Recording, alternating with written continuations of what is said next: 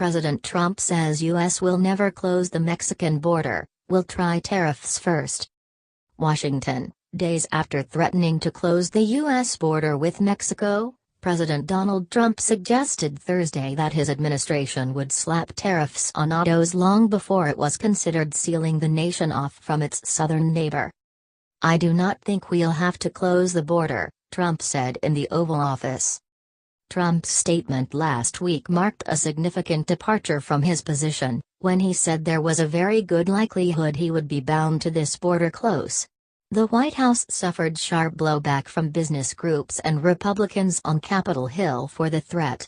A closure will slow the flow of roughly $1.5 billion in daily trade. White House aides sought to soften the language through the week as President was prepared for a visit to Friday to California in the border. Trump said earlier Thursday that he would give Mexico a year to the illegal drug coming into the USA. If the drug did not stop, he said, the United States will pay tariffs on the Mexican-made cars. Trump's remarks are the latest sign that the administration is toning down its rhetoric after days of relentlessly attacking Mexico over legal border crossings. Last Friday, a trip to Florida, Trump warned that there is a very good likelihood that will be the border this week if the Mexican does not have more to stumble the influx of migrant families from Central America. By Tuesday, he softened his position, saying that the closing border is still an option, but he had seen signs that Mexico has started more people.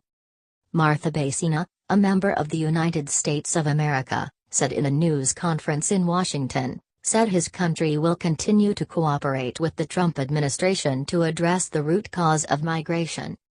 "Migration will never stop," she said at the Embassy of Mexico. "It is intrinsic to humanity. But what we can do is a regular way in doing it, in a fair way to protect human rights." More, fact check, Trump is wrong on Mexico's migrant apprehensions. Asked whether Trump's policies and threats to close the border made things worse, Bacina stressed the need for cooperation between the two countries. "I respect him very much, he's the President of the United States," she said. "What I want to be underlined is that we want to cooperate. We want to say that everybody wants to say that Mexico has a good relationship with us, that we need US to work with certain challenges, and one of them migration. If we do not cooperate, if we do not see migration from a regional basis, we will not address the migration of root causes." Trump's threat to the border prompted objections from border states' Republicans and business groups such as the U.S. Chamber of Commerce, which argued that the move will be the nation's economy. In a statement Thursday, the chamber welcomed Trump's decision to keep the border open.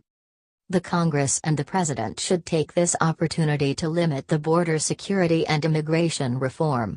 The Congress should also make the Customs and Border Protection officials the resources that they need to have legitimate trade and travel across the border on excessive wait times, said Neil Bradley, the chamber's executive vice president and the policy officer.